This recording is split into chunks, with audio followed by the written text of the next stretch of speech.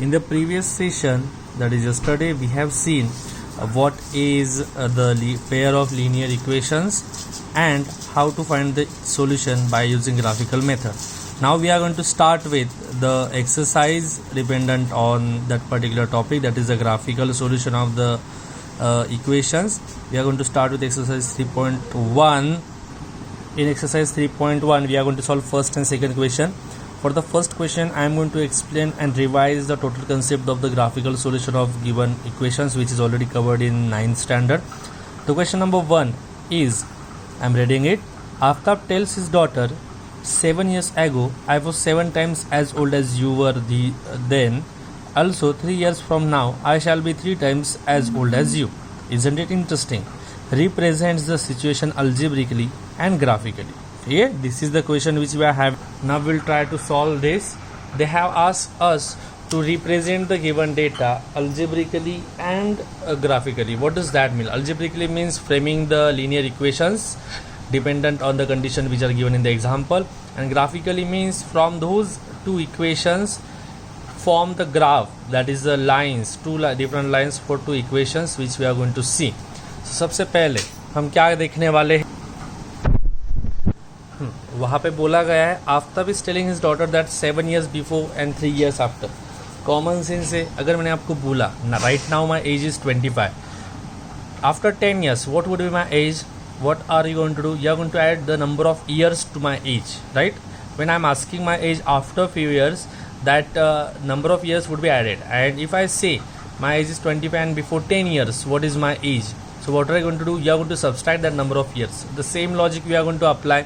सबसे पहले हम उनकी प्रेजेंट एज कंसिडर कर लेते हैं. Let the present age of Aftab be X years and his daughter be Y years. ये कंसिडर कर लिया हमें, X और Y years उनकी एज मान ली हमने.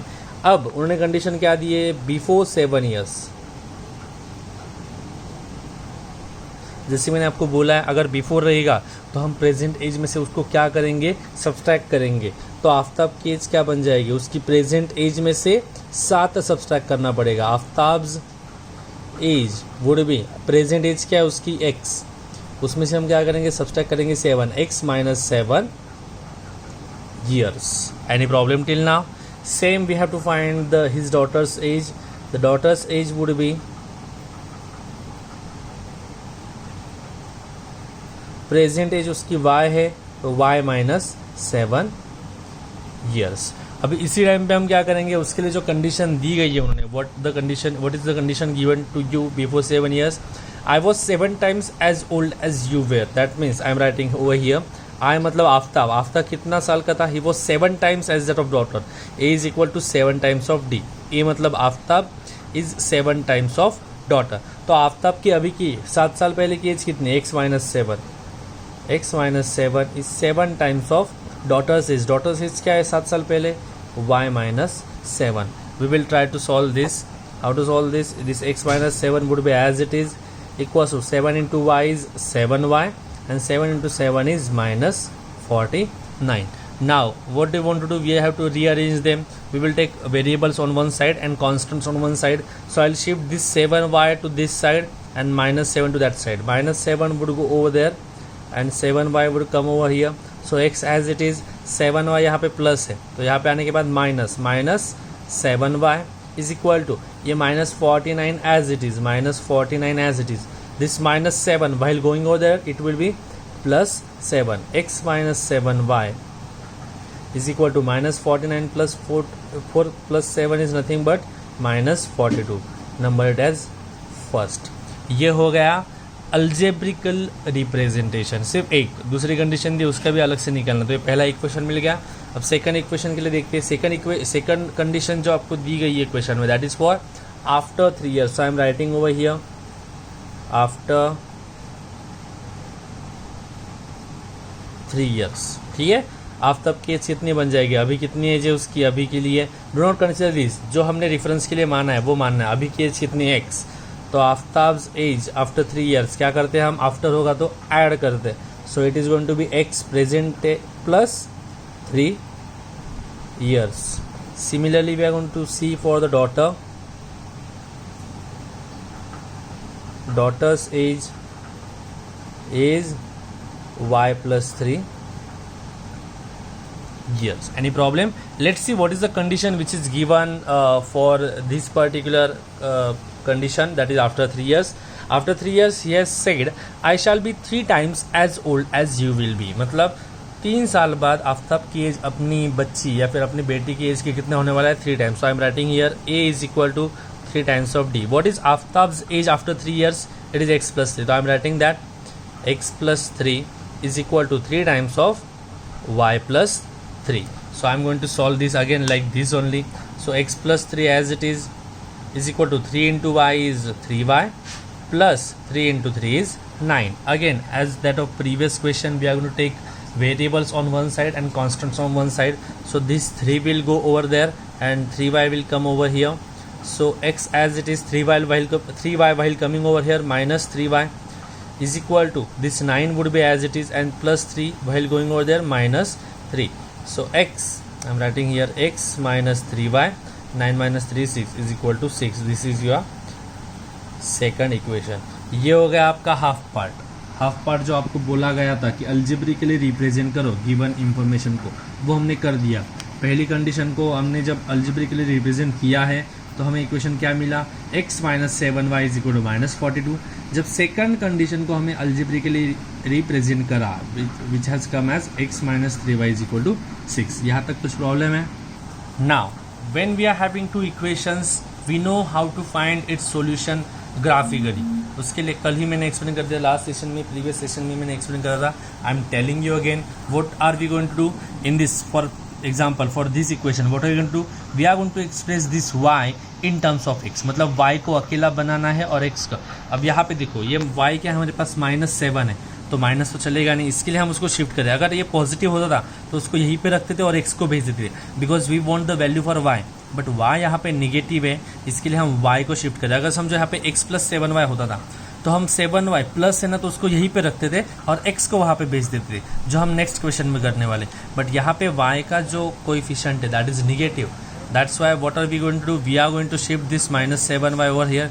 ऑब्वियसली -7y यहाँ पे जाएगा तो उस साइड में जो होगा वो यहाँ पे आ जाएगा. So x as it is रहेगा -42 while coming over here it will be +42 is equal to ये -7y यहाँ पर जाके +7y. ठीक है, अब मैं इसको रीअरेंज करके लिख रहा हूँ. पहले 7y को यहाँ पे लिख रहा हूँ, सेम एग्जैक्ट उसी को लिख रहा हूँ. 7y is equal to x plus 42. सिर्फ LHS RHS में लिख लिया. ठीक है, अब 7y, ये 7 यहाँ पे मल्टीप्लाई, मुझे y को लिखना है वहाँ पे, तो 7 वहाँ पे भेज दो.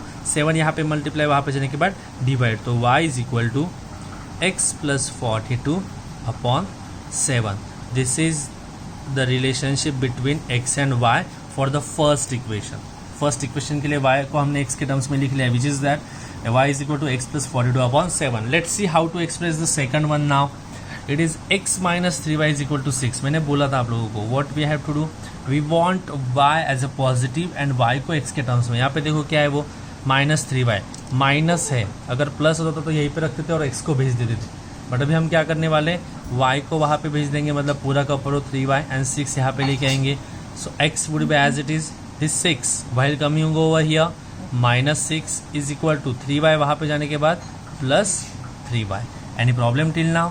अब फिर से 3y पहले लिख रहा हूँ मैं, x माइनस 6 बाद में लिख रहा हूँ. 3y is equal to x minus 6. अब ये 3 मल्टीप्लीकेशन में, वहाँ पे जाने के बाद डिवीजन में, तो y is equal to x minus 6 upon 3. So this is the relationship between x and y for the second equation. ये देखो, ये पहला वाला रिलेशनशिप मिल गया. पहले इक्वेशन के लिए y को x के टर्म्स में लिख लिया, which is y is equal to x plus 42 upon 7. And second equation के लिए हमने y को x के टर्म्स में लिखा है, जो आया है वो y is equal to x minus 6 upon 3. अब जब ये से हमारे पास रिलेशनशिप्स आ जाते हैं, उसके बाद हम क्या करते हैं, try to recall, you have already done this in 9th standard. ये दो रिलेशनशिप्स बनाने के बाद हम क्या करते हैं उसके लिए, please try to think. Now we will start with the next step of the graphical solution. We have got the relationships between the x and y for two different equations. First relationship was y is equal to x plus 42 upon 7.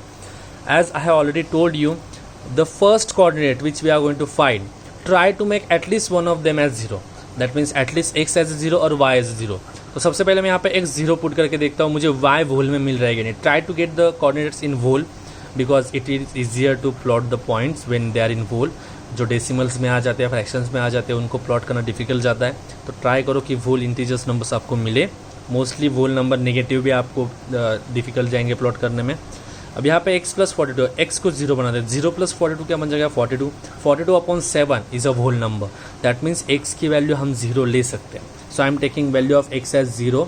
फिर से ध्यान दो यहाँ पे, if I take value of x as 0 तो y की value क्या हो जाएगी 0 प्लस 42 अपॉन 7. तो 0 plus 42 is 42. 42 upon 7 is nothing but 6. तो y would be 6. That means जब x की वैल्यू 0 तो y कितना आ रहा है 6. तो मैं यहाँ पे कोऑर्डिनेट लिया 0 एंड 6. ठीक है. Try to go for positives only for now. तो 0 के बाद अगली कौन सी वैल्यू ली. समझो मैंने यहाँ पे 1 ले लिया. 1 प्लस 42 43 बन जाएगा. डिविजिबल नहीं है. 2 लिया तो वो भी नहीं रहेगा. तो कॉमन सेंस है, I have to add 7 to 42 then only I will get it in the multiplication. तो x की जगह पे क्या लेना चाहिए 7. अगर 7 लूंगा मैं तो 7 प्लस 42 49 बनेगा. 49 अपॉन 7 वुड बी 7. तो x की वैल्यू में क्या ले रहा हूँ यहाँ पे 7 ले रहा हूँ. x would B 7. तो 7 प्लस 49 42 49 49 अपॉन 7 इज 7. मतलब y भी उस टाइम पे क्या आ रहा है 7 ही आ रहा है. 2 पॉइंट्स जनरली सफिशिएंट होते हैं if you have done your calculation part correct. अगर आप लोगों को डाउट है या फिर थोड़ा कन्फ्यूजन है कि कैलकुलेशन पार्ट गलत हो सकता है तो try to go for the third point. जैसे मैं यहाँ पे ले रहा हूँ. अभी देखो 0 7 ले लिया. नेक्स्ट कौन होगा 14. 14 प्लस 42 बनेगा 56. 56 अपॉन 7 वुड बी 8. तो ये पॉइंट पहला अगर ये 14 मान लिया तो ये क्या आने वाला है 8. तो ये पॉइंट आ गया 7 7 और ये आ गया 14 and 8. Any problem till now.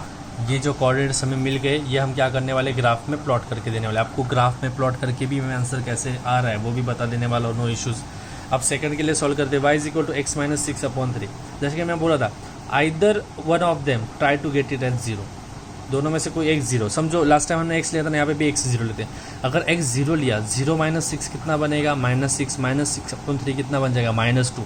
That means negative आएगा y का आंसर जो हमें नहीं चलेगा. मतलब x की वैल्यू हम 0 ले सकते हैं क्या नहीं ले सकते हम x की वैल्यू 0. अब हम क्या करने वाले हम y की वैल्यू 0 लाने की कोशिश करते हैं.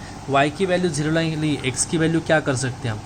x को अगर हमने 6 ले लिया, समझो x को अगर 6 लिया 6 माइनस 6 क्या बन जाएगा 0. मतलब y की वैल्यू 0 आ रही है. तो x की वैल्यू 0 लोगे तो x की वैल्यू 6 लोगे तो y की वैल्यू 0 आ रही है. मतलब मैंने आपको पहले ही बोला था जो फर्स्ट पार्ट होता है उसमें एटलीस्ट x और y दोनों में से आइदर और दोनों में से कोई एक 0 आना चाहिए. तो यहाँ पे x की वैल्यू 0 नहीं ले सकते. प्रीवियस इसमें ले सकते थे, इसमें नहीं ले सकते. x की वैल्यू 0 नहीं ले सकते. इसके लिए हमने क्या कोशिश की यहाँ पे कि y की वैल्यू 0 आए. तो कैसे आ सकती है जब हम x की वैल्यू 6 ले रहे हैं.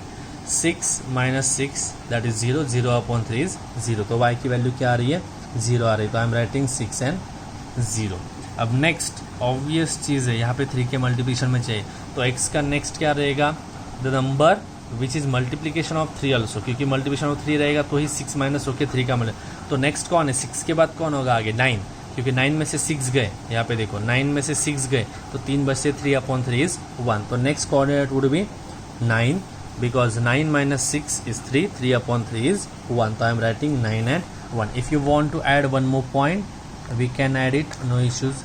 2 पॉइंट सफिशिएंट होते मैंने आपको पहले ही बोला है बट कैलकुलेशन पार्ट कंफर्म करने के लिए. तो 6 हो गया 9 हो गया. नेक्स्ट क्या होगा 12. अगर मैंने 12 लिया x की वैल्यू अगर मैंने 12 ले ली तो 12 माइनस 6 बचते 6 अपॉन 3 इज नथिंग बट 2.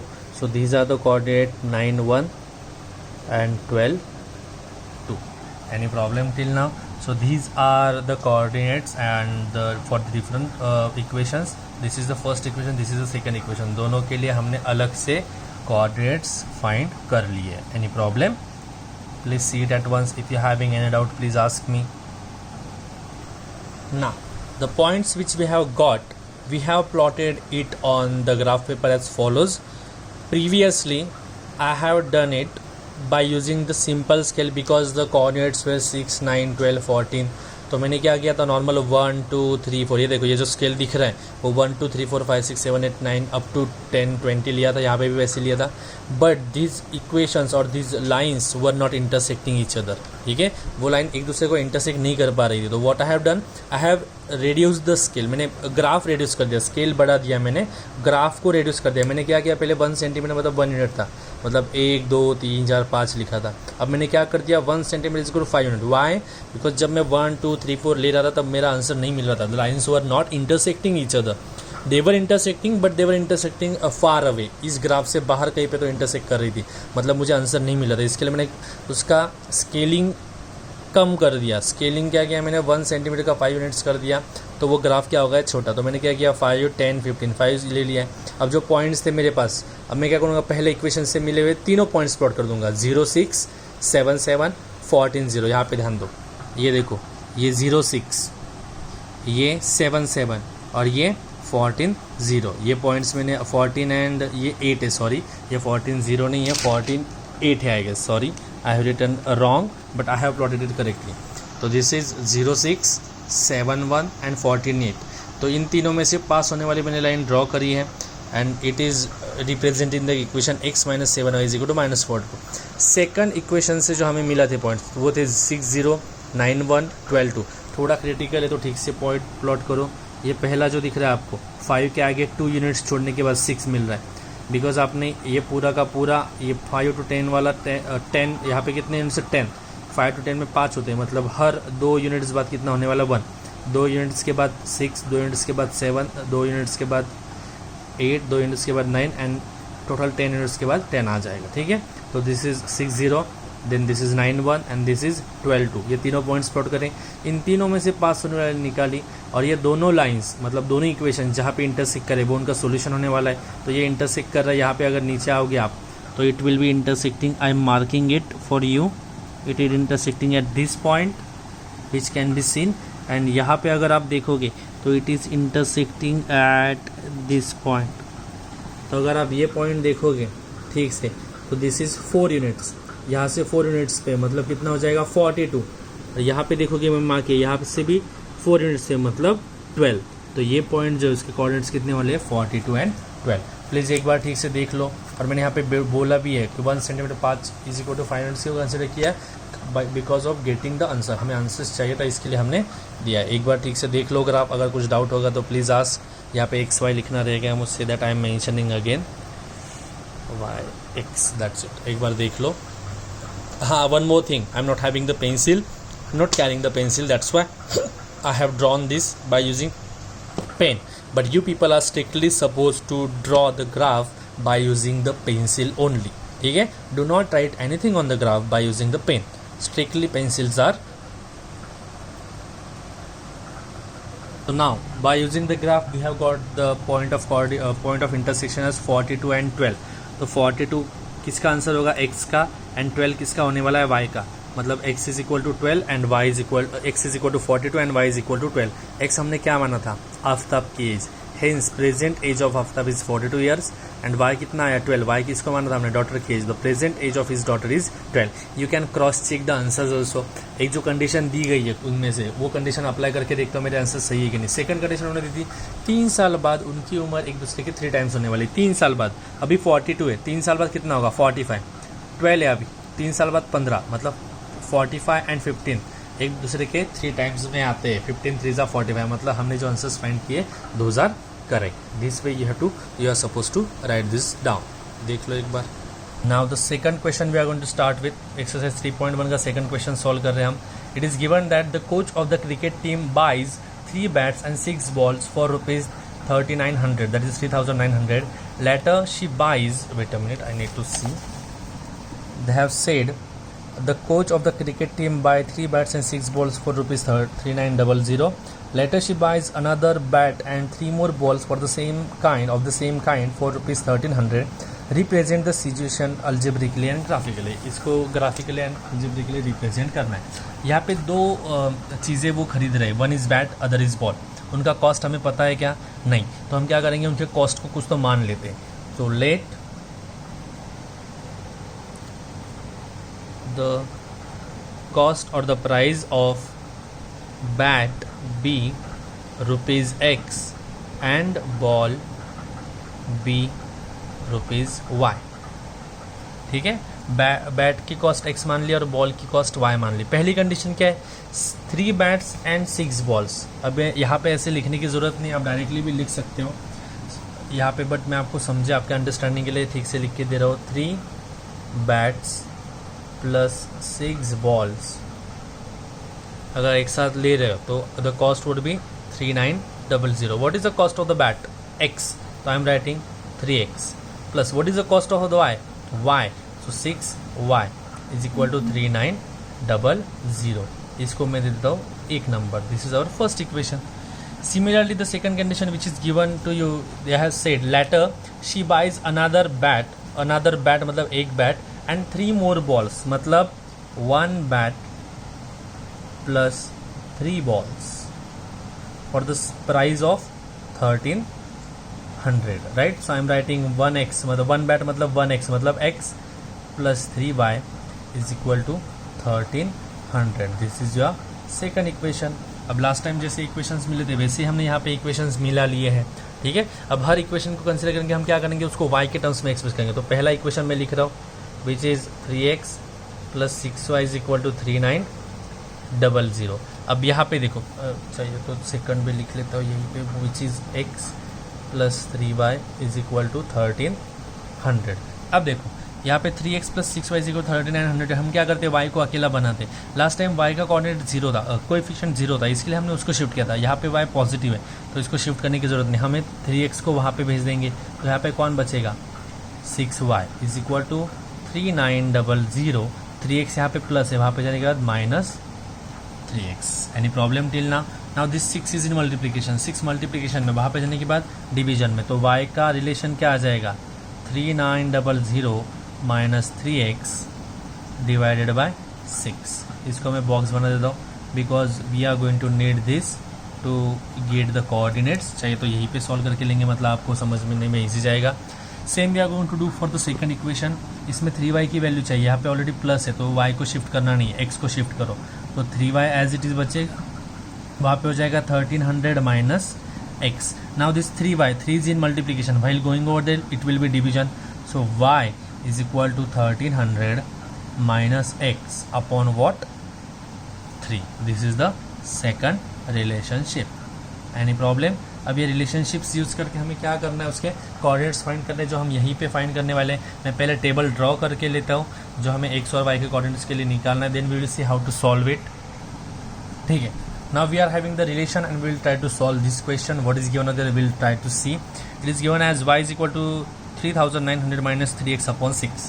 सबसे पहले हम क्या कोशिश करते हैं, एक तो x को 0 नहीं तो y को 0। तो x को अगर 0 मान लिया तो ये 0 बन जाएगा, बचेगा क्या, 3900 upon 6. Is it divisible? 6 6 no, yes it is divisible, right? So if you take the value of x as a 0, y की वैल्यू हमें मिल रही है, तो x की वैल्यू मैं 0 ले रहा हूँ। And if I put the value of x as a 0 तो यहाँ पे बचेगा 3900 और 6 से डिवीजन दिया, 6 6 36 बचे 30, 6 5 एंड ऊपर वाला 0। तो y की वैल्यू कितनी आने वाली, 650। x की वैल्यू 0 ली तो y की वैल्यू क्या आ रही है हमारे 650। अब नेक्स्ट जो कंडीशन हम ट्राई करेंगे, x की वैल्यू सच दैट लेंगे कि ये वाला नंबर 6 के मल्टीप्लिकेशन आएगा, 6 के मल्टीप्लिकेशन माइनस करना है।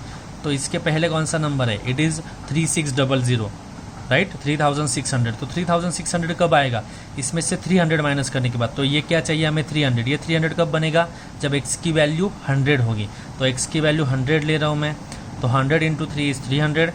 3900 में से 300 का बचे 3600। 3600 upon 6 is nothing but 6। 3600 upon 6 is nothing but 360। Any problem? Am I correct? So this is a correction of the calculation. 3600 upon 6 is nothing but 600. ठीक है, क्या आंसर आ गया आपका 600। मतलब कोऑर्डिनेट्स पहला क्या मिला 0 650 एंड सेकंड क्या मिला 100 एंड 600। ठीक है, similarly we are going to solve for the second one. Second one आप ठीक से देखोगे 1300 minus x upon 3, it is quite easy. 3 के मल्टीप्लिकेशन में कौन आएगा, इसके आसपास माइनस है तो इसके पहले एक है 1200। तो 1200 कैसे लाओगे, x को हम क्या बनाएंगे, x को 100 बनाएंगे। x को अगर 100 लिखा तो ये क्या आएगा 1200 बन जाएगा। तो x को मैं 100 ले रहा हूँ, सो 1300 माइनस 100 1200, 1200 अपॉन 3 कितना बन जाएगा 400। अब 1300 का नेक्स्ट प्रीवियस वाला मल्टीप्लिकेशन कौन सा है? अभी 1200 देखा था हमने, 1200 के पहले कौन सा है 900। 900 कैसे लाओगे? x को अगर 400 माना तो 1300 माइनस 400 कितना बन जाएगा 900। तो x को मान लेता हूँ मैं 400 और ये 900 बन जाएगा, 900 अपॉन 3 कितना बन जाएगा 300। So coordinates would be 100 400 and this is 400 and 300। मैं आपके कन्वीनियंस के लिए यहाँ पे सेपरेटली लिख के दे रहा हूँ कोऑर्डिनेट्स। पहले के लिए कोऑर्डिनेट्स कितना आया 0 650 एंड सेकंड कितना आया 100 600, ये सॉरी 100 600। और सेकंड इक्वेशन के लिए हमारे पास कौन आया 100 400 and second would be 400 and 300। अब ग्राफ पेपर के कंसिडरेबल स्केल लेके, फिजिबल स्केल लेके आपको सॉल्व करना है। I will suggest you to take the scale as 1 centimetre is equal to 100। ये क्या दिया है उन्होंने, रुपीज़ है ना ये वाले कोऑर्डिनेट्स, तो उसको यूनिट्स मान लेते, तब ये 650 100 400 everything would be possible to plot. अगर आप लोगों ने 1 centimetre is equal to 50 units भी लिया तो भी ठीक है, बट दिस इज़ बेटर। ये 50 यूनिट्स वाला ज़्यादा बड़ा ग्राफ हो जाएगा, आपको बहुत लेंथी निकालना पड़ेगा। सो 1 इज इक्वल टू 100 यूनिट्स लिया तो भी चलने वाला है। ये पॉइंट्स प्लॉट करके लाइंस ड्रॉ करो और उसका इंटरसेक्शन पॉइंट क्या होने वाला है आपका x और y की वैल्यू। एक बार ठीक से देख लो। Hopefully you have done with the solving of the questions. आपने जो सेकंड क्वेश्चन हमने देखा था द क्रिकेट टीम वाला, उसके x और y के वैल्यूज़ फाइंड कर लिए होंगे, उसके आंसर्स लिख लिए होंगे। एक्सरसाइज 3.1 का जो थर्ड क्वेश्चन है that is purely homework for you, and जैसे कि आपको बोला गया the class work and homework both the notebooks you are suppose to carry. Class work में जो हमने यहाँ पे कवर करके लिए those question you are going to solve, and in the homework notebook each and every question of exercise 3.1 should be solved in on both graph paper and the textbook। तो ठीक से एक बार सॉल्व करने की कोशिश करो। If you are having any doubt do not hesitate to ask. Thank you so much.